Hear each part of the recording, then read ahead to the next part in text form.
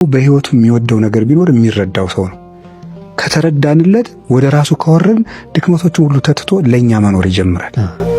እነዚህን እንዲያደርጉ ነው እግዚአብሔር ከባልና ከሚስት በላይ የሚሰጠው በምድር ላይ ክቡር ነገር የለም። ትዳር ባይኖር እመቤታችን ራሱ እኮ አትወለድም። የትዳር ውጤት ናት ክርስቶስ። ስለዚህ እሷ ባትኖር ደግሞ ከየት ይወለዳልና ክብር ልንሰጠው ይገባል። ታዲያ ይሄንን ነገር መጀመሪያ ምን ልናደርግ ይገባል ከተባለ ቅዱስ ጳውሎስ ሁለት ነገሮችን አድርጓል። እደውኑ ያፍቅሩ አንስቲያሆም አንስትኒ ተአዘዛ ለአምታቲክ። ሁለት ድርሻ ነው የሰጠን።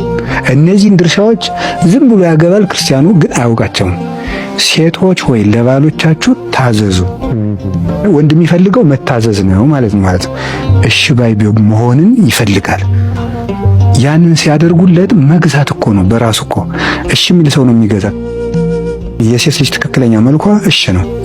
እሺ የምትለው ከሆነ ከዚህ በኋላ ሁሉን ነገር ባሪያ ሆኖ ልክ እዚህ በገመድ እንደሚጎተት በግ እንደፈለገች ማዘዝ ትችላለች ማለት ነው።